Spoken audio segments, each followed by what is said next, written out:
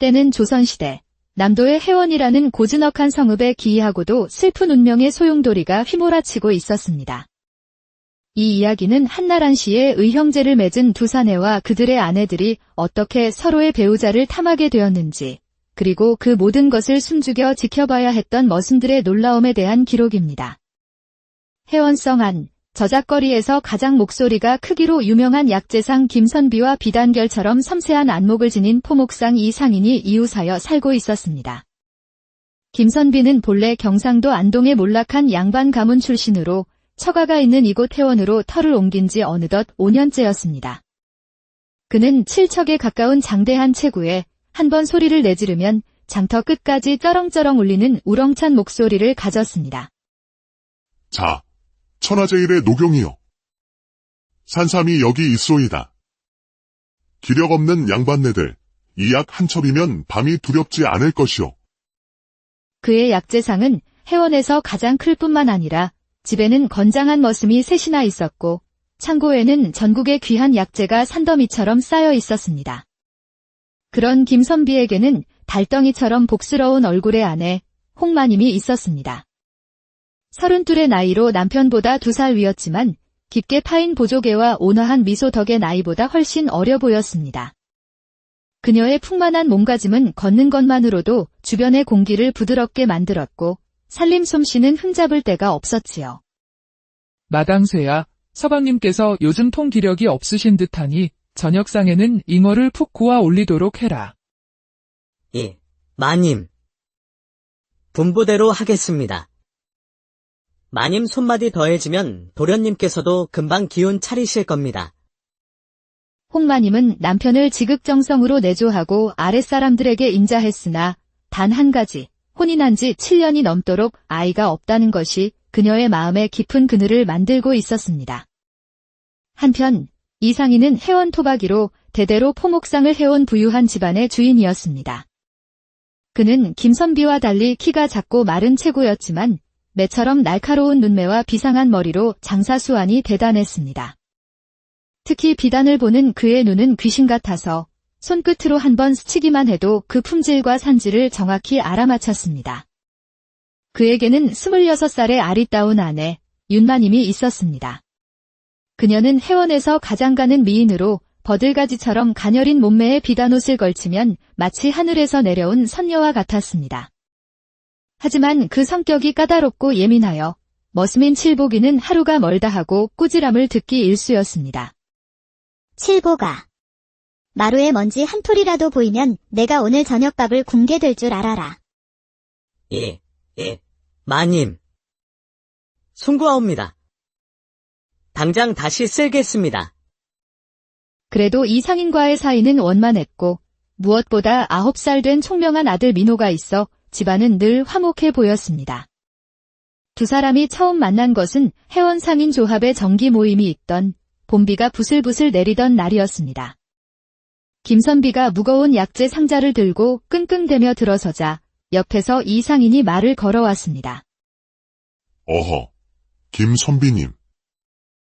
그리 힘으로만 하시다가 허리 다치십니다. 제가 한쪽 거들지요. 아, 괜찮소이다. 이 정도는 늘 하던 일이다. 같은 상인끼리 돕고 사는 것이 있지 아니겠습니까? 저는 포목점을 하는 이 상인이라 합니다. 그 만남을 계기로 두 사람은 급속도로 가까워졌습니다. 김선비는 이 상인의 지혜와 재치에 감탄했고 이 상인은 김선비의 호탕함과 의리를 높이 샀습니다. 이아우, 오늘 새로 담근 인삼주가 있는데 우리 집에서 한 잔 걸치지 않겠나? 형님의 부름인데 어찌 마다하겠습니까? 그럼 다음번엔 제가 귀한 술로 대접하겠습니다. 어느덧 두 사람은 형님, 아우라 부르는 사이가 되었고 급기야 주막에서 하늘에 맹세하며 의형제를 맺기에 이르렀습니다. 두 집안의 교류도 잦아졌습니다. 홍마님과 윤마님 역시 형님, 동서라 부르며 친자매처럼 지냈습니다. 하지만 윤마님은 가끔 남편에게 불만을 터뜨렸습니다. 남편이 집안일보다 김선비와의 만남을 더 중시하는 것 같았기 때문입니다. 서방님께서는 어찌 그리 김선비 댁만 드나드시는 겁니까? 우리 집안일은 뒷전이신가요? 부인. 또 그 소리요. 형님과 사업 이야기를 나누는 것이 어찌 그리 못마땅하시오. 이런 다툼이 있을 때마다 이상희는 답답한 마음에 김선비의 집으로 향했고, 그럴 때마다 홍마님은 그를 따뜻하게 맞아주었습니다. 아우님, 또 동서랑 다투셨군요. 얼굴에 다 쓰여 있습니다. 차나 한 잔 드시고 마음 푸세요. 이상희는 너그럽고 다정한 홍마님에게서 아내에게는 없는 편안함을 느꼈습니다. 이렇게 겉으로는 화목해 보이는 두 집안에 조금씩 균열의 씨앗이 뿌려지고 있었습니다. 그러던 어느 여름 장마가 시작되던 날이었습니다.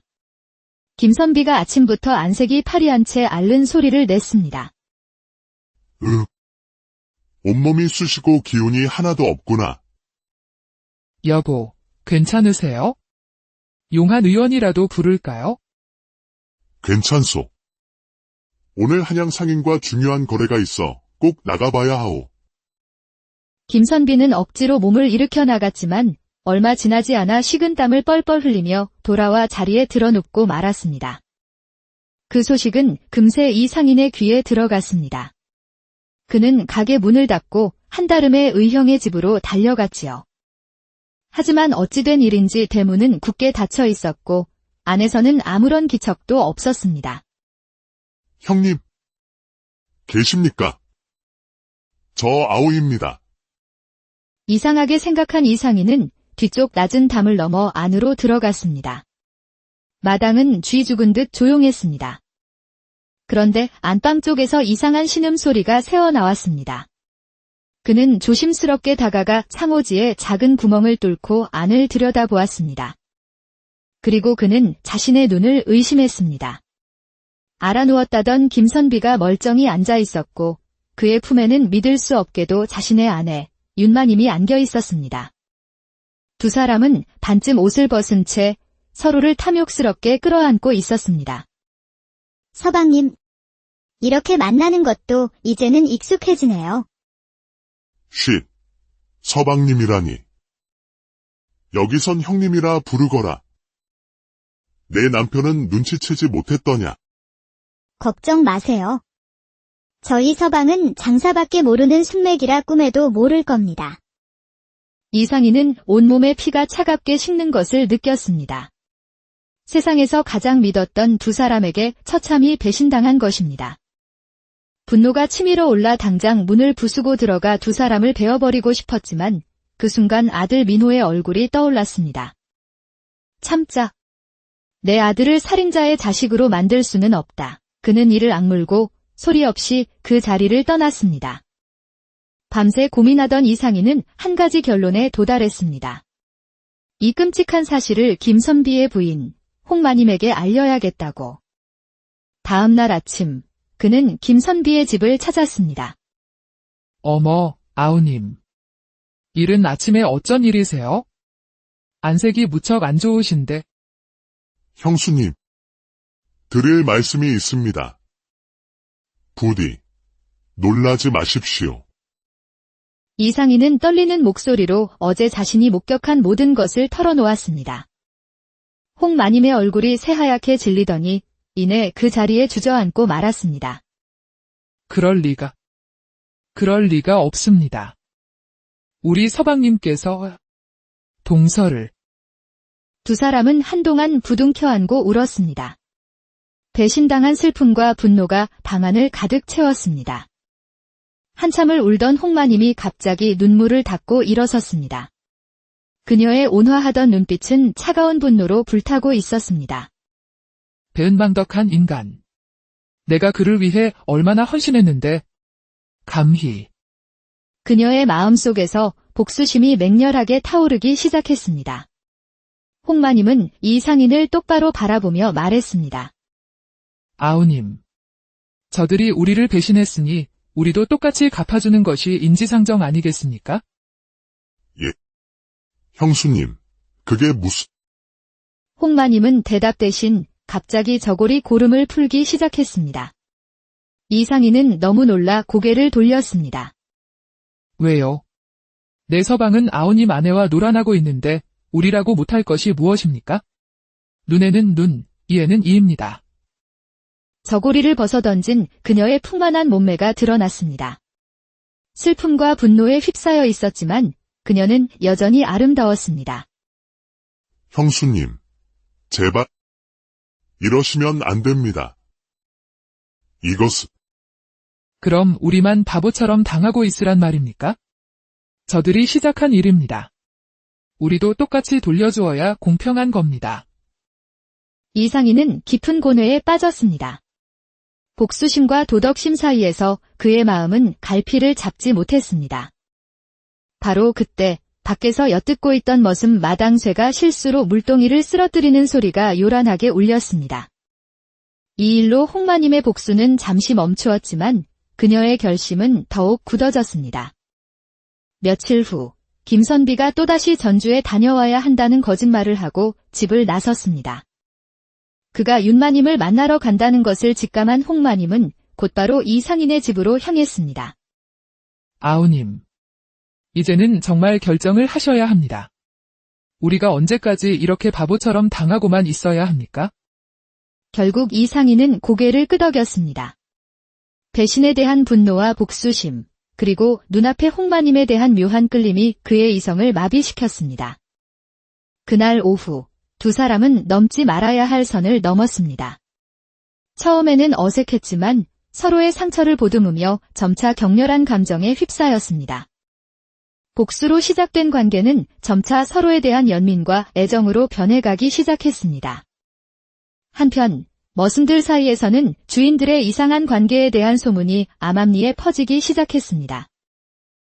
칠보가, 너도 들었냐?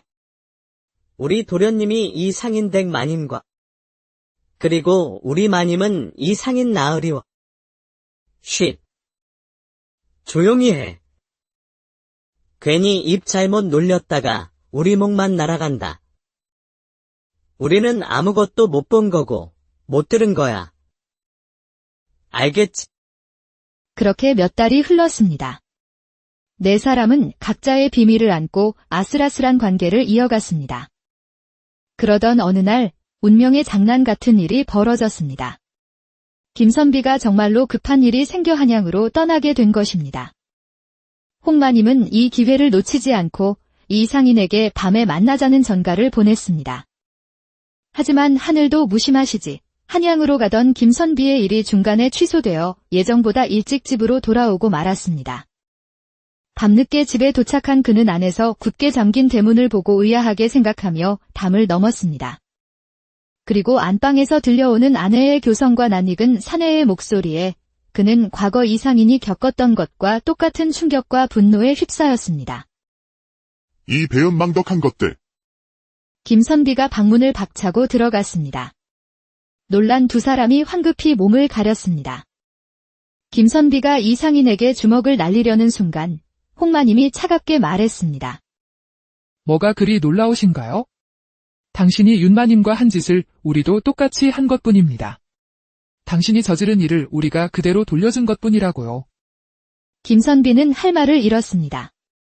그때 뒤늦게 상황을 눈치채고 따라온 윤마님까지 나타나면서 네 사람은 한자리에 모이게 되었습니다. 배신과 분노, 죄책감과 원망이 뒤엉킨 채 방 안에는 무거운 침묵만이 흘렀습니다. 한참 후 이상인이 조심스럽게 입을 열었습니다. 형님, 그리고 두 분 형수님. 이미 엎질러진 물입니다. 여기서 우리가 서로를 원망하고 싸워봤자 온 동네에 망신만 당할 뿐입니다. 아이들을 생각해서라도 우리 서로 눈 감아주는 것은 어떻겠습니까? 그의 파격적인 제안에 모두가 놀랐지만 달리 방법이 없다는 것을 알고 있었습니다.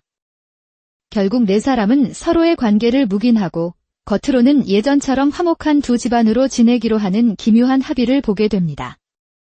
그러던 어느 날 더 놀라운 일이 벌어졌습니다. 홍마님과 윤마님이 비슷한 시기에 임신을 한 것입니다.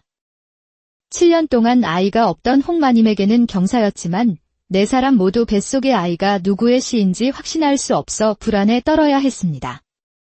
10달 후 신기하게도 두 사람은 같은 날 아이를 낳았습니다. 홍마님은 아들을, 윤마님은 딸을 낳았지요. 그런데 운명의 장난은 여기서 끝나지 않았습니다. 홍마님이 낳은 아들은 영락없이 이상인을 닮았고 윤마님이 낳은 딸은 누가 봐도 김선비를 쏙 빼닮았던 것입니다. 날카로운 눈매의 아들과 우렁찬 울음소리의 딸 네 사람은 서로의 아이를 보며 이것이 하늘이 내린 형벌임을 직감했습니다. 시간이 흐를수록 아이들의 닮은 모습은 뚜렷해졌고 동네에는 이상한 소문이 돌기 시작했습니다. 결국 이상인은 중대한 결심을 내립니다. 부인, 우리 이 고장을 떠납시다. 아이들이 더 크기 전에 새로운 곳에서 새 출발을 해야 하오. 이상인 가족은 모든 것을 정리하고 충청도 공주로 멀리 이사를 떠났습니다. 이별하던 날, 두 사내는 마지막으로 손을 맞잡았습니다.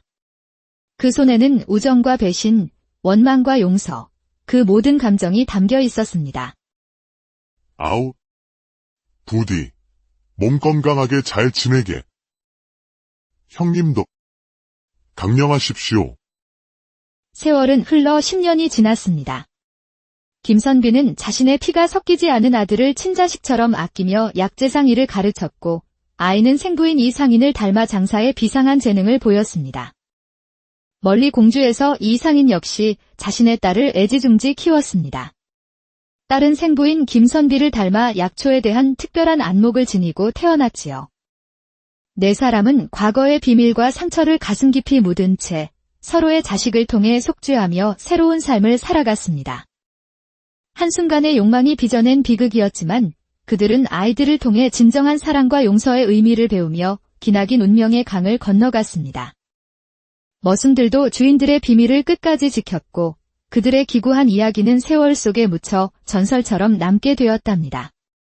때는 조선시대, 남도의 해원이라는 고즈넉한 성읍에 기이하고도 슬픈 운명의 소용돌이가 휘몰아치고 있었습니다. 이 이야기는 한나란 씨의 의형제를 맺은 두 사내와 그들의 아내들이 어떻게 서로의 배우자를 탐하게 되었는지, 그리고 그 모든 것을 숨죽여 지켜봐야 했던 머슴들의 놀라움에 대한 기록입니다. 해원성 안, 저작거리에서 가장 목소리가 크기로 유명한 약재상 김선비와 비단결처럼 섬세한 안목을 지닌 포목상 이상인이 이웃하여 살고 있었습니다. 김선비는 본래 경상도 안동의 몰락한 양반 가문 출신으로 처가가 있는 이곳 해원으로 터를 옮긴 지 어느덧 5년째였습니다. 그는 칠척에 가까운 장대한 체구에 한 번 소리를 내지르면 장터 끝까지 쩌렁쩌렁 울리는 우렁찬 목소리를 가졌습니다. 자, 천하제일의 노경이여. 산삼이 여기 있소이다. 기력 없는 양반네들, 이 약 한 첩이면 밤이 두렵지 않을 것이오. 그의 약재상은 해원에서 가장 클 뿐만 아니라 집에는 건장한 머슴이 셋이나 있었고 창고에는 전국의 귀한 약재가 산더미처럼 쌓여 있었습니다. 그런 김선비에게는 달덩이처럼 복스러운 얼굴의 아내 홍마님이 있었습니다. 32의 나이로 남편보다 2살 위였지만 깊게 파인 보조개와 온화한 미소 덕의 나이보다 훨씬 어려 보였습니다. 그녀의 풍만한 몸가짐은 걷는 것만으로도 주변의 공기를 부드럽게 만들었고 살림 솜씨는 흠잡을 데가 없었지요. 마당새야, 서방님께서 요즘 통기력이 없으신 듯하니 저녁상에는 잉어를 푹 구워 올리도록 해라. 예, 마님. 분부대로 하겠습니다. 마님 손맛이 더해지면 도련님께서도 금방 기운 차리실 겁니다. 홍마님은 남편을 지극정성으로 내조하고 아랫사람들에게 인자했으나 단 한 가지, 혼인한 지 7년이 넘도록 아이가 없다는 것이 그녀의 마음에 깊은 그늘을 만들고 있었습니다. 한편 이상인은 해원 토박이로 대대로 포목상을 해온 부유한 집안의 주인이었습니다. 그는 김선비와 달리 키가 작고 마른 체구였지만 매처럼 날카로운 눈매와 비상한 머리로 장사 수완이 대단했습니다. 특히 비단을 보는 그의 눈은 귀신 같아서 손끝으로 한번 스치기만 해도 그 품질과 산지를 정확히 알아맞혔습니다. 그에게는 26살의 아리따운 아내 윤마님이 있었습니다. 그녀는 해원에서 가장 가는 미인으로 버들가지처럼 가녀린 몸매에 비단옷을 걸치면 마치 하늘에서 내려온 선녀와 같았습니다. 하지만 그 성격이 까다롭고 예민하여 머슴인 칠복이는 하루가 멀다 하고 꾸지람을 듣기 일쑤였습니다. 칠보가. 마루에 먼지 한 톨이라도 보이면 내가 오늘 저녁밥을 굶게 될 줄 알아라. 예, 마님. 송구하옵니다. 당장 다시 쓸겠습니다. 그래도 이 상인과의 사이는 원만했고 무엇보다 9살 된 총명한 아들 민호가 있어 집안은 늘 화목해 보였습니다. 두 사람이 처음 만난 것은 회원 상인 조합의 정기 모임이 있던 봄비가 부슬부슬 내리던 날이었습니다. 김선비가 무거운 약재 상자를 들고 끙끙대며 들어서자 옆에서 이 상인이 말을 걸어왔습니다. 어허, 김선비님. 그리 힘으로만 하시다가 허리 다치십니다. 제가 한쪽 거들지요. 아, 괜찮소이다. 이 정도는 늘 하던 일이라. 같은 상인끼리 돕고 사는 것이 있지 아니겠습니까? 저는 포목점을 하는 이 상인이라 합니다. 그 만남을 계기로 두 사람은 급속도로 가까워졌습니다. 김선비는 이 상인의 지혜와 재치에 감탄했고 이 상인은 김선비의 호탕함과 의리를 높이 샀습니다. 아우, 오늘 새로 담근 인삼주가 있는데 우리 집에서 한 잔 걸치지 않겠나? 형님의 부름인데 어찌 마다하겠습니까? 그럼 다음번엔 제가 귀한 술로 대접하겠습니다.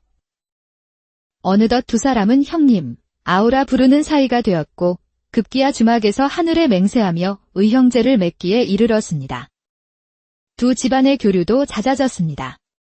홍마님과 윤마님 역시 형님, 동서라 부르며 친자매처럼 지냈습니다. 하지만 윤마님은 가끔 남편에게 불만을 터뜨렸습니다. 남편이 집안일보다 김선비와의 만남을 더 중시하는 것 같았기 때문입니다. 서방님께서는 어찌 그리 김선비 댁만 드나드시는 겁니까? 우리 집안일은 뒷전이신가요? 부인, 또 그 소리요. 형님과 사업 이야기를 나누는 것이 어찌 그리 못마땅하시오. 이런 다툼이 있을 때마다 이상희는 답답한 마음에 김선비의 집으로 향했고 그럴 때마다 홍마님은 그를 따뜻하게 맞아주었습니다. 아우님, 또 동서랑 다투셨군요. 얼굴에 다 쓰여 있습니다. 차나 한 잔 드시고 마음 푸세요. 이상희는 너그럽고 다정한 홍마님에게서 아내에게는 없는 편안함을 느꼈습니다.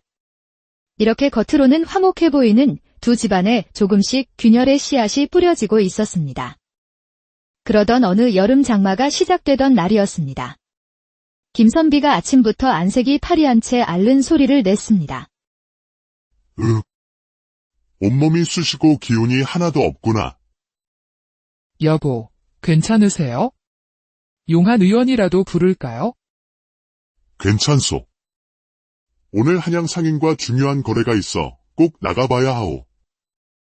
김선비는 억지로 몸을 일으켜 나갔지만 얼마 지나지 않아 식은땀을 뻘뻘 흘리며 돌아와 자리에 드러눕고 말았습니다.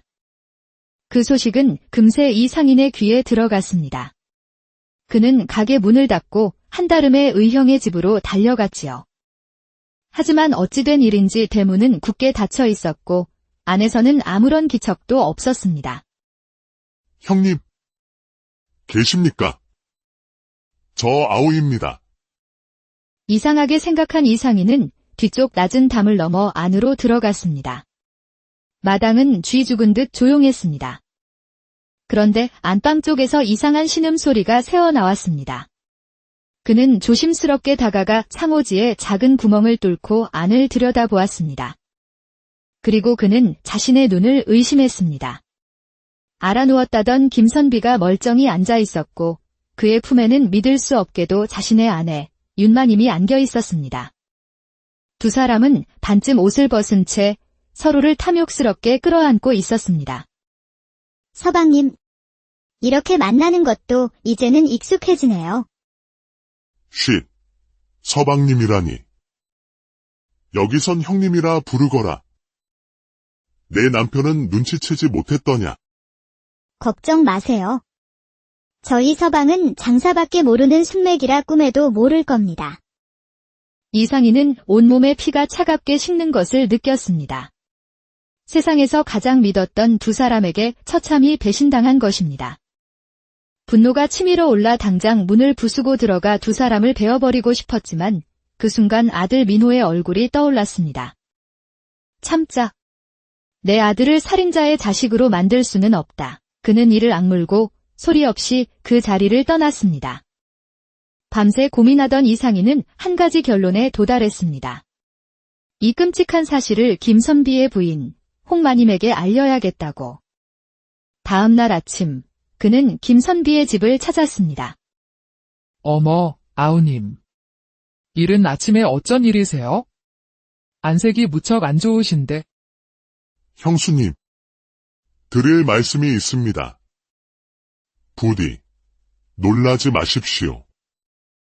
이상희는 떨리는 목소리로 어제 자신이 목격한 모든 것을 털어놓았습니다. 홍마님의 얼굴이 새하얗게 질리더니 이내 그 자리에 주저앉고 말았습니다. 그럴 리가 없습니다. 우리 서방님께서 동서를. 두 사람은 한동안 부둥켜 안고 울었습니다. 배신당한 슬픔과 분노가 방 안을 가득 채웠습니다. 한참을 울던 홍마님이 갑자기 눈물을 닦고 일어섰습니다. 그녀의 온화하던 눈빛은 차가운 분노로 불타고 있었습니다. 배은망덕한 인간. 내가 그를 위해 얼마나 헌신했는데. 감히. 그녀의 마음속에서 복수심이 맹렬하게 타오르기 시작했습니다. 홍마님은 이상인을 똑바로 바라보며 말했습니다. 아우님. 저들이 우리를 배신했으니 우리도 똑같이 갚아주는 것이 인지상정 아니겠습니까? 예. 형수님, 그게 무슨... 홍마님은 대답 대신 갑자기 저고리 고름을 풀기 시작했습니다. 이상희는 너무 놀라 고개를 돌렸습니다. 왜요? 내 서방은 아우님 아내와 놀아나고 있는데 우리라고 못할 것이 무엇입니까? 눈에는 눈, 이에는 이입니다. 저고리를 벗어던진 그녀의 풍만한 몸매가 드러났습니다. 슬픔과 분노에 휩싸여 있었지만 그녀는 여전히 아름다웠습니다. 형수님, 제발 이러시면 안 됩니다. 이것은... 그럼 우리만 바보처럼 당하고 있으란 말입니까? 저들이 시작한 일입니다. 우리도 똑같이 돌려주어야 공평한 겁니다. 이상희는 깊은 고뇌에 빠졌습니다. 복수심과 도덕심 사이에서 그의 마음은 갈피를 잡지 못했습니다. 바로 그때 밖에서 엿듣고 있던 머슴 마당쇠가 실수로 물동이를 쓰러뜨리는 소리가 요란하게 울렸습니다. 이 일로 홍마님의 복수는 잠시 멈추었지만 그녀의 결심은 더욱 굳어졌습니다. 며칠 후 김선비가 또다시 전주에 다녀와야 한다는 거짓말을 하고 집을 나섰습니다. 그가 윤마님을 만나러 간다는 것을 직감한 홍마님은 곧바로 이상인의 집으로 향했습니다. 아우님. 이제는 정말 결정을 하셔야 합니다. 우리가 언제까지 이렇게 바보처럼 당하고만 있어야 합니까? 결국 이상인은 고개를 끄덕였습니다. 배신에 대한 분노와 복수심, 그리고 눈앞의 홍마님에 대한 묘한 끌림이 그의 이성을 마비시켰습니다. 그날 오후 두 사람은 넘지 말아야 할 선을 넘었습니다. 처음에는 어색했지만 서로의 상처를 보듬으며 점차 격렬한 감정에 휩싸였습니다. 복수로 시작된 관계는 점차 서로에 대한 연민과 애정으로 변해가기 시작했습니다. 한편 머슴들 사이에서는 주인들의 이상한 관계에 대한 소문이 암암리에 퍼지기 시작했습니다. 칠보가, 너도 들었냐? 우리 도련님이 이 상인 댁 마님과 그리고 우리 마님은 이 상인 나으리와 쉿. 조용히 해. 괜히 입 잘못 놀렸다가 우리 목만 날아간다. 우리는 아무것도 못 본 거고 못 들은 거야. 알겠지? 그렇게 몇 달이 흘렀습니다. 네 사람은 각자의 비밀을 안고 아슬아슬한 관계를 이어갔습니다. 그러던 어느 날 운명의 장난 같은 일이 벌어졌습니다. 김선비가 정말로 급한 일이 생겨 한양으로 떠나게 된 것입니다. 홍마님은 이 기회를 놓치지 않고 이상인에게 밤에 만나자는 전가를 보냈습니다. 하지만 하늘도 무심하시지 한양으로 가던 김선비의 일이 중간에 취소되어 예정보다 일찍 집으로 돌아오고 말았습니다. 밤늦게 집에 도착한 그는 안에서 굳게 잠긴 대문을 보고 의아하게 생각하며 담을 넘었습니다. 그리고 안방에서 들려오는 아내의 교성과 낯익은 사내의 목소리에 그는 과거 이상인이 겪었던 것과 똑같은 충격과 분노에 휩싸였습니다. 이 배은망덕한 것들. 김선비가 방문을 박차고 들어갔습니다. 놀란 두 사람이 황급히 몸을 가렸습니다. 김선비가 이상인에게 주먹을 날리려는 순간 홍마님이 차갑게 말했습니다. 뭐가 그리 놀라우신가요? 당신이 윤마님과 한 짓을 우리도 똑같이 한 것뿐입니다. 당신이 저지른 일을 우리가 그대로 돌려준 것뿐이라고요. 김선비는 할 말을 잃었습니다. 그때 뒤늦게 상황을 눈치채고 따라온 윤마님까지 나타나면서 네 사람은 한자리에 모이게 되었습니다. 배신과 분노, 죄책감과 원망이 뒤엉킨 채 방 안에는 무거운 침묵만이 흘렀습니다. 한참 후 이상인이 조심스럽게 입을 열었습니다. 형님, 그리고 두 분 형수님. 이미 엎질러진 물입니다. 여기서 우리가 서로를 원망하고 싸워봤자 온 동네에 망신만 당할 뿐입니다. 아이들을 생각해서라도 우리 서로 눈 감아주는 것은 어떻겠습니까? 그의 파격적인 제안에 모두가 놀랐지만 달리 방법이 없다는 것을 알고 있었습니다. 결국 네 사람은 서로의 관계를 묵인하고 겉으로는 예전처럼 화목한 두 집안으로 지내기로 하는 기묘한 합의를 보게 됩니다. 그러던 어느 날 더 놀라운 일이 벌어졌습니다. 홍마님과 윤마님이 비슷한 시기에 임신을 한 것입니다. 7년 동안 아이가 없던 홍마님에게는 경사였지만 네 사람 모두 뱃속의 아이가 누구의 씨인지 확신할 수 없어 불안에 떨어야 했습니다. 10달 후 신기하게도 두 사람은 같은 날 아이를 낳았습니다. 홍마님은 아들을, 윤마님은 딸을 낳았지요. 그런데 운명의 장난은 여기서 끝나지 않았습니다. 홍마님이 낳은 아들은 영락없이 이상인을 닮았고 윤마님이 낳은 딸은 누가 봐도 김선비를 쏙 빼닮았던 것입니다. 날카로운 눈매의 아들과 우렁찬 울음소리의 딸 네 사람은 서로의 아이를 보며 이것이 하늘이 내린 형벌임을 직감했습니다. 시간이 흐를수록 아이들의 닮은 모습은 뚜렷해졌고 동네에는 이상한 소문이 돌기 시작했습니다. 결국 이상인은 중대한 결심을 내립니다. 부인, 우리 이 고장을 떠납시다. 아이들이 더 크기 전에 새로운 곳에서 새 출발을 해야 하오. 이상인 가족은 모든 것을 정리하고 충청도 공주로 멀리 이사를 떠났습니다. 이별하던 날, 두 사내는 마지막으로 손을 맞잡았습니다. 그 손에는 우정과 배신, 원망과 용서, 그 모든 감정이 담겨 있었습니다. 아우, 부디, 몸 건강하게 잘 지내게. 형님도 강령하십시오.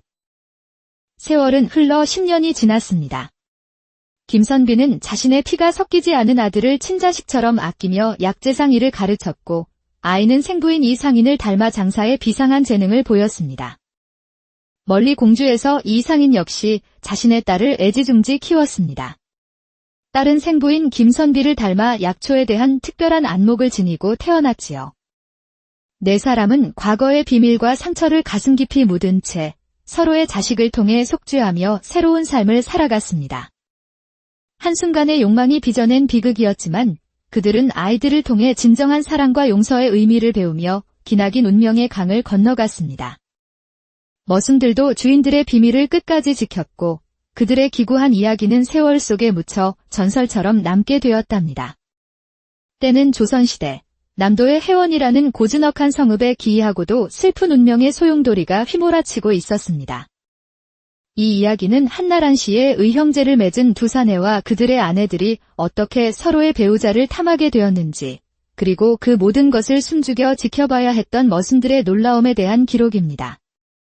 해원성 안, 저작거리에서 가장 목소리가 크기로 유명한 약재상 김선비와 비단결처럼 섬세한 안목을 지닌 포목상 이상인이 이웃하여 살고 있었습니다. 김선비는 본래 경상도 안동의 몰락한 양반 가문 출신으로 처가가 있는 이곳 해원으로 터를 옮긴 지 어느덧 5년째였습니다. 그는 칠척에 가까운 장대한 체구에 한 번 소리를 내지르면 장터 끝까지 쩌렁쩌렁 울리는 우렁찬 목소리를 가졌습니다. 자, 천하제일의 노경이여. 산삼이 여기 있소이다. 기력 없는 양반네들, 이 약 한 첩이면 밤이 두렵지 않을 것이오. 그의 약재상은 해원에서 가장 클 뿐만 아니라 집에는 건장한 머슴이 셋이나 있었고 창고에는 전국의 귀한 약재가 산더미처럼 쌓여 있었습니다. 그런 김선비에게는 달덩이처럼 복스러운 얼굴의 아내 홍마님이 있었습니다. 32의 나이로 남편보다 2살 위였지만 깊게 파인 보조개와 온화한 미소 덕의 나이보다 훨씬 어려 보였습니다. 그녀의 풍만한 몸가짐은 걷는 것만으로도 주변의 공기를 부드럽게 만들었고 살림 솜씨는 흠잡을 데가 없었지요. 마당쇠야, 서방님께서 요즘 통기력이 없으신 듯하니 저녁상에는 잉어를 푹 구워 올리도록 해라. 예, 마님. 분부대로 하겠습니다. 마님 손맛이 더해지면 도련님께서도 금방 기운 차리실 겁니다. 홍마님은 남편을 지극정성으로 내조하고 아랫사람들에게 인자했으나 단 한 가지, 혼이 난 지 7년이 넘도록 아이가 없다는 것이 그녀의 마음에 깊은 그늘을 만들고 있었습니다. 한편 이상희는 해원 토박이로 대대로 포목상을 해온 부유한 집안의 주인이었습니다. 그는 김선비와 달리 키가 작고 마른 체구였지만 매처럼 날카로운 눈매와 비상한 머리로 장사수완이 대단했습니다. 특히 비단을 보는 그의 눈은 귀신 같아서 손끝으로 한번 스치기만 해도 그 품질과 산지를 정확히 알아맞혔습니다. 그에게는 26살의 아리따운 아내 윤마님이 있었습니다. 그녀는 해원에서 가장 가는 미인으로 버들가지처럼 가녀린 몸매에 비단옷을 걸치면 마치 하늘에서 내려온 선녀와 같았습니다. 하지만 그 성격이 까다롭고 예민하여 머슴인 칠복이는 하루가 멀다 하고 꾸지람을 듣기 일쑤였습니다. 칠보가. 마루에 먼지 한 톨이라도 보이면 내가 오늘 저녁밥을 굶게 될 줄 알아라. 예, 마님. 송구하옵니다. 당장 다시 쓸겠습니다. 그래도 이상인과의 사이는 원만했고 무엇보다 9살 된 총명한 아들 민호가 있어 집안은 늘 화목해 보였습니다. 두 사람이 처음 만난 것은 해원 상인 조합의 정기 모임이 있던 봄비가 부슬부슬 내리던 날이었습니다. 김선비가 무거운 약재 상자를 들고 끙끙대며 들어서자 옆에서 이상인이 말을 걸어왔습니다. 어허, 김선비님. 그리 힘으로만 하시다가 허리 다치십니다. 제가 한쪽 거들지요. 아, 괜찮소이다. 이 정도는 늘 하던 일이다. 같은 상인끼리 돕고 사는 것이 있지 아니겠습니까? 저는 포목점을 하는 이 상인이라 합니다. 그 만남을 계기로 두 사람은 급속도로 가까워졌습니다. 김선비는 이상인의 지혜와 재치에 감탄했고 이상인은 김선비의 호탕함과 의리를 높이 샀습니다. 이아우, 오늘 새로 담근 인삼주가 있는데 우리 집에서 한 잔 걸치지 않겠나? 형님의 부름인데 어찌 마다하겠습니까? 그럼 다음번엔 제가 귀한 술로 대접하겠습니다. 어느덧 두 사람은 형님, 아우라 부르는 사이가 되었고 급기야 주막에서 하늘에 맹세하며 의형제를 맺기에 이르렀습니다. 두 집안의 교류도 잦아졌습니다. 홍마님과 윤마님 역시 형님, 동서라 부르며 친자매처럼 지냈습니다. 하지만 윤마님은 가끔 남편에게 불만을 터뜨렸습니다. 남편이 집안일보다 김선비와의 만남을 더 중시하는 것 같았기 때문입니다. 서방님께서는 어찌 그리 김선비 댁만 드나드시는 겁니까? 우리 집안일은 뒷전이신가요? 부인, 또 그 소리요. 형님과 사업 이야기를 나누는 것이 어찌 그리 못마땅하시오. 이런 다툼이 있을 때마다 이상희는 답답한 마음에 김선비의 집으로 향했고 그럴 때마다 홍마님은 그를 따뜻하게 맞아주었습니다. 아우님, 또 동서랑 다투셨군요. 얼굴에 다 쓰여 있습니다. 차나 한 잔 드시고 마음 푸세요. 이상희는 너그럽고 다정한 홍마님에게서 아내에게는 없는 편안함을 느꼈습니다. 이렇게 겉으로는 화목해 보이는 두 집안에 조금씩 균열의 씨앗이 뿌려지고 있었습니다. 그러던 어느 여름 장마가 시작되던 날이었습니다. 김선비가 아침부터 안색이 파리한 채 앓는 소리를 냈습니다. 온몸이 쑤시고 기운이 하나도 없구나. 여보, 괜찮으세요? 용한 의원이라도 부를까요? 괜찮소. 오늘 한양 상인과 중요한 거래가 있어 꼭 나가봐야 하오. 김선비는 억지로 몸을 일으켜 나갔지만 얼마 지나지 않아 식은땀을 뻘뻘 흘리며 돌아와 자리에 드러눕고 말았습니다. 그 소식은 금세 이 상인의 귀에 들어갔습니다. 그는 가게 문을 닫고 한달음에 의형의 집으로 달려갔지요. 하지만 어찌된 일인지 대문은 굳게 닫혀 있었고 안에서는 아무런 기척도 없었습니다. 형님, 계십니까? 저 아오입니다. 이상하게 생각한 이 상인은 뒤쪽 낮은 담을 넘어 안으로 들어갔습니다. 마당은 쥐 죽은 듯 조용했습니다. 그런데 안방 쪽에서 이상한 신음소리가 새어나왔습니다. 그는 조심스럽게 다가가 창호지에 작은 구멍을 뚫고 안을 들여다보았습니다. 그리고 그는 자신의 눈을 의심했습니다. 알아누웠다던 김선비가 멀쩡히 앉아 있었고 그의 품에는 믿을 수 없게도 자신의 아내 윤마님이 안겨 있었습니다. 두 사람은 반쯤 옷을 벗은 채 서로를 탐욕스럽게 끌어안고 있었습니다. 서방님, 이렇게 만나는 것도 이제는 익숙해지네요. 쉿, 서방님이라니. 여기선 형님이라 부르거라. 내 남편은 눈치채지 못했더냐. 걱정 마세요. 저희 서방은 장사밖에 모르는 순맥이라 꿈에도 모를 겁니다. 이상희는 온몸에 피가 차갑게 식는 것을 느꼈습니다. 세상에서 가장 믿었던 두 사람에게 처참히 배신당한 것입니다. 분노가 치밀어 올라 당장 문을 부수고 들어가 두 사람을 베어버리고 싶었지만 그 순간 아들 민호의 얼굴이 떠올랐습니다. 참자. 내 아들을 살인자의 자식으로 만들 수는 없다. 그는 이를 악물고 소리 없이 그 자리를 떠났습니다. 밤새 고민하던 이상희는 한 가지 결론에 도달했습니다. 이 끔찍한 사실을 김선비의 부인 홍마님에게 알려야겠다고. 다음 날 아침 그는 김선비의 집을 찾았습니다. 어머, 아우님. 이른 아침에 어쩐 일이세요? 안색이 무척 안 좋으신데. 형수님, 드릴 말씀이 있습니다. 부디 놀라지 마십시오. 이상희는 떨리는 목소리로 어제 자신이 목격한 모든 것을 털어놓았습니다. 홍마님의 얼굴이 새하얗게 질리더니 이내 그 자리에 주저앉고 말았습니다. 그럴 리가 없습니다. 우리 서방님께서 동서를. 두 사람은 한동안 부둥켜 안고 울었습니다.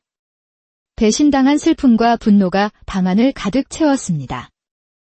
한참을 울던 홍마님이 갑자기 눈물을 닦고 일어섰습니다. 그녀의 온화하던 눈빛은 차가운 분노로 불타고 있었습니다. 배은망덕한 인간. 내가 그를 위해 얼마나 헌신했는데. 감히. 그녀의 마음속에서 복수심이 맹렬하게 타오르기 시작했습니다. 홍마님은 이 상인을 똑바로 바라보며 말했습니다. 아우님. 저들이 우리를 배신했으니 우리도 똑같이 갚아주는 것이 인지상정 아니겠습니까? 예. 형수님, 그게 무슨... 홍마님은 대답 대신 갑자기 저고리 고름을 풀기 시작했습니다. 이상희는 너무 놀라 고개를 돌렸습니다. 왜요? 내 서방은 아우님 아내와 놀아나고 있는데 우리라고 못할 것이 무엇입니까? 눈에는 눈, 이에는 이입니다. 저고리를 벗어던진 그녀의 풍만한 몸매가 드러났습니다. 슬픔과 분노에 휩싸여 있었지만 그녀는 여전히 아름다웠습니다. 형수님, 제발 이러시면 안 됩니다. 이것은... 그럼 우리만 바보처럼 당하고 있으란 말입니까? 저들이 시작한 일입니다. 우리도 똑같이 돌려주어야 공평한 겁니다. 이상희는 깊은 고뇌에 빠졌습니다. 복수심과 도덕심 사이에서 그의 마음은 갈피를 잡지 못했습니다. 바로 그때 밖에서 엿듣고 있던 머슴 마당쇠가 실수로 물동이를 쓰러뜨리는 소리가 요란하게 울렸습니다. 이 일로 홍마님의 복수는 잠시 멈추었지만 그녀의 결심은 더욱 굳어졌습니다. 며칠 후 김선비가 또다시 전주에 다녀와야 한다는 거짓말을 하고 집을 나섰습니다. 그가 윤마님을 만나러 간다는 것을 직감한 홍마님은 곧바로 이상인의 집으로 향했습니다. 아우님. 이제는 정말 결정을 하셔야 합니다. 우리가 언제까지 이렇게 바보처럼 당하고만 있어야 합니까? 결국 이상인은 고개를 끄덕였습니다. 배신에 대한 분노와 복수심, 그리고 눈앞의 홍마님에 대한 묘한 끌림이 그의 이성을 마비시켰습니다. 그날 오후 두 사람은 넘지 말아야 할 선을 넘었습니다. 처음에는 어색했지만 서로의 상처를 보듬으며 점차 격렬한 감정에 휩싸였습니다. 복수로 시작된 관계는 점차 서로에 대한 연민과 애정으로 변해가기 시작했습니다. 한편 머슴들 사이에서는 주인들의 이상한 관계에 대한 소문이 암암리에 퍼지기 시작했습니다. 칠보가, 너도 들었냐? 우리 도련님이 이 상인 댁 마님과 그리고 우리 마님은 이 상인 나으리와 쉿. 조용히 해.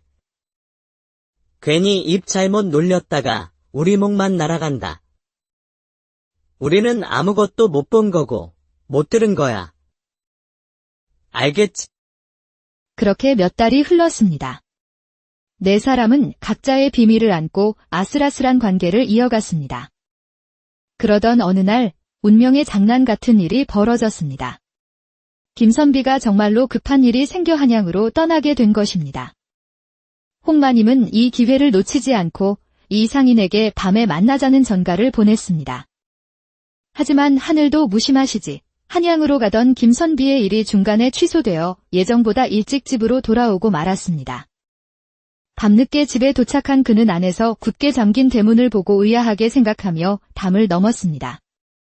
그리고 안방에서 들려오는 아내의 교성과 낯익은 사내의 목소리에 그는 과거 이상인이 겪었던 것과 똑같은 충격과 분노에 휩싸였습니다.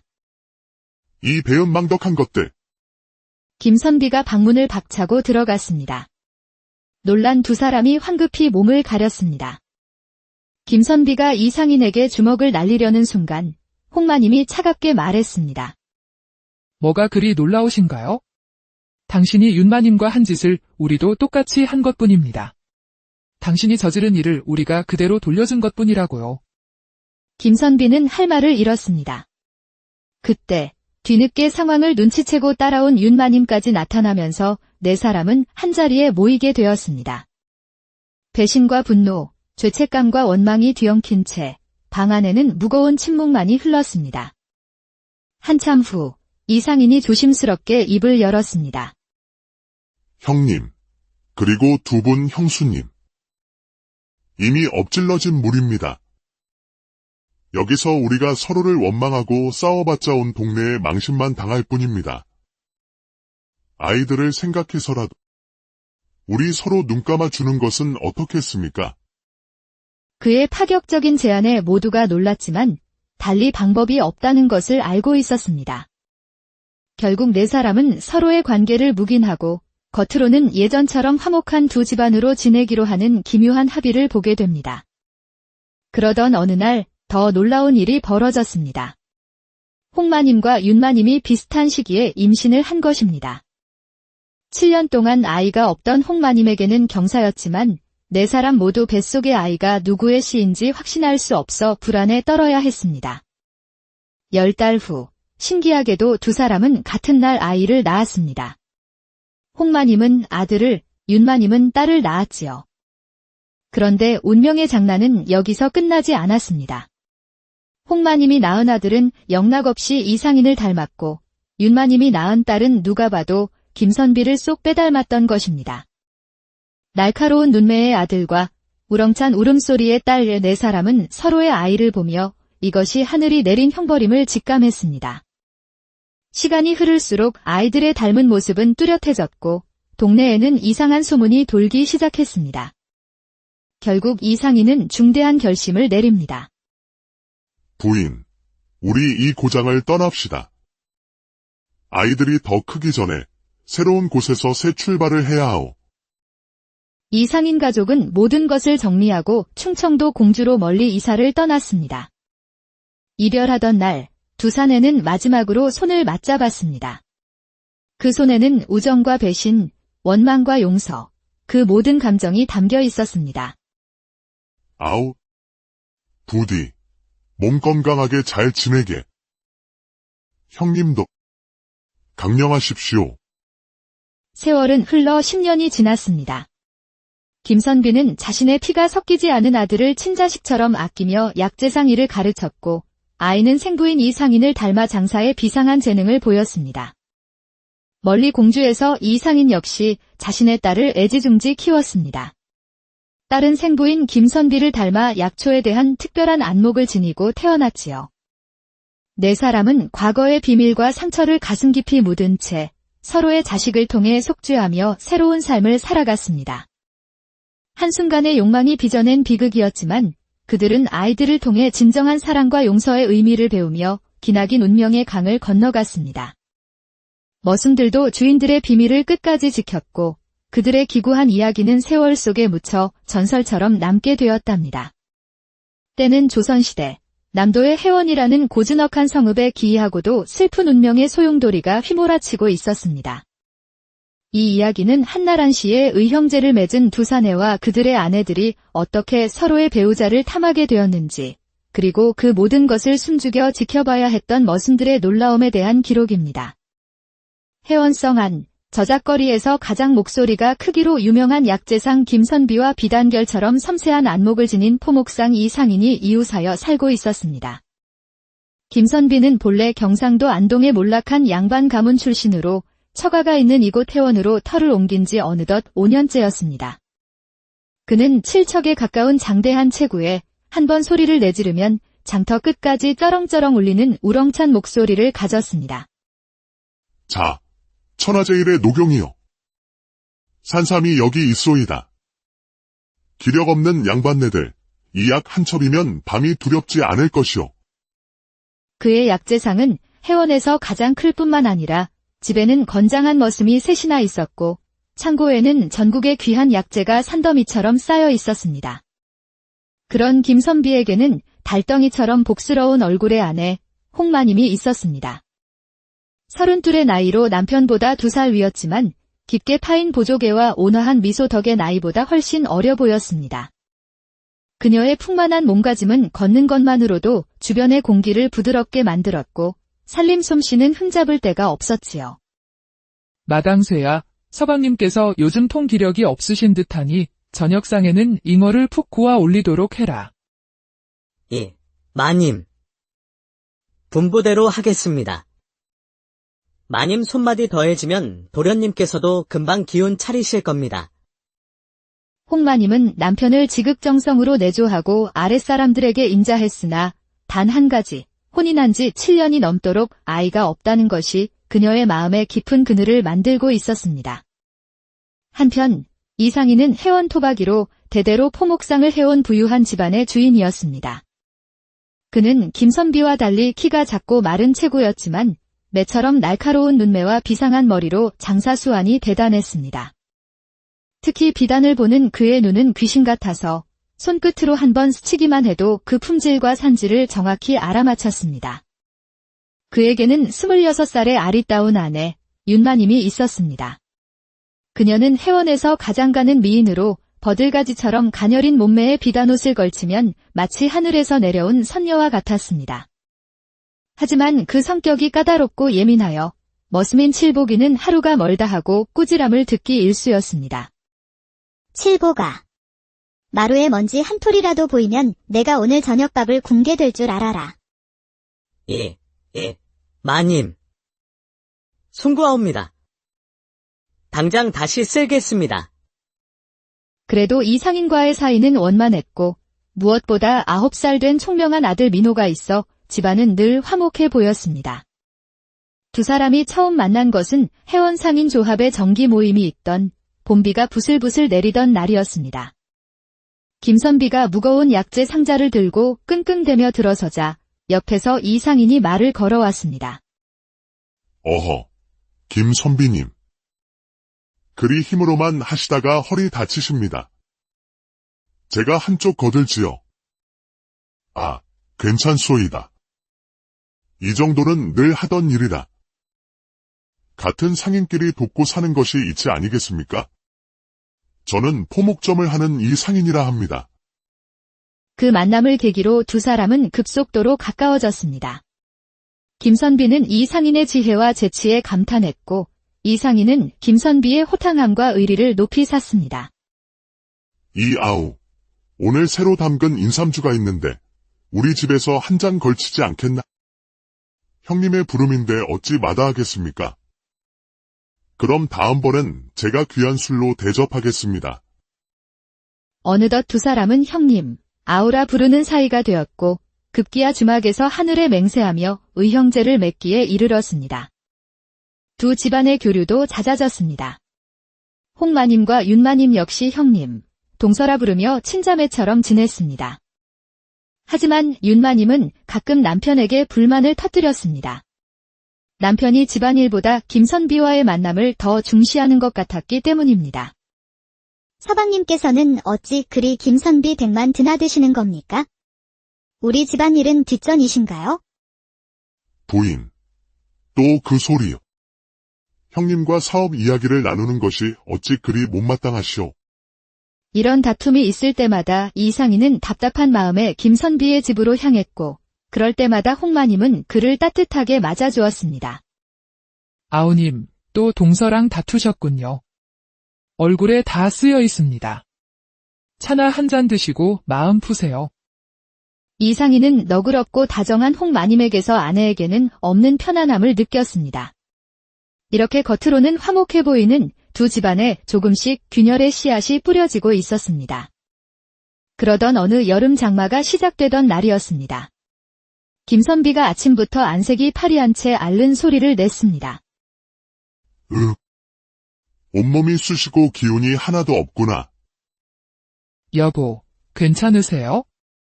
용한 의원이라도 부를까요? 괜찮소. 오늘 한양 상인과 중요한 거래가 있어 꼭 나가봐야 하오. 김선비는 억지로 몸을 일으켜 나갔지만 얼마 지나지 않아 식은땀을 뻘뻘 흘리며 돌아와 자리에 드러눕고 말았습니다. 그 소식은 금세 이 상인의 귀에 들어갔습니다. 그는 가게 문을 닫고 한달음에 의형의 집으로 달려갔지요. 하지만 어찌된 일인지 대문은 굳게 닫혀 있었고 안에서는 아무런 기척도 없었습니다. 형님, 계십니까? 저 아오입니다. 이상하게 생각한 이상희는 뒤쪽 낮은 담을 넘어 안으로 들어갔습니다. 마당은 쥐 죽은 듯 조용했습니다. 그런데 안방 쪽에서 이상한 신음소리가 새어나왔습니다. 그는 조심스럽게 다가가 창호지에 작은 구멍을 뚫고 안을 들여다보았습니다. 그리고 그는 자신의 눈을 의심했습니다. 알아누웠다던 김선비가 멀쩡히 앉아 있었고 그의 품에는 믿을 수 없게도 자신의 아내 윤마님이 안겨 있었습니다. 두 사람은 반쯤 옷을 벗은 채 서로를 탐욕스럽게 끌어안고 있었습니다. 서방님, 이렇게 만나는 것도 이제는 익숙해지네요. 쉿, 서방님이라니. 여기선 형님이라 부르거라. 내 남편은 눈치채지 못했더냐. 걱정 마세요. 저희 서방은 장사밖에 모르는 순맥이라 꿈에도 모를 겁니다. 이상희는 온몸에 피가 차갑게 식는 것을 느꼈습니다. 세상에서 가장 믿었던 두 사람에게 처참히 배신당한 것입니다.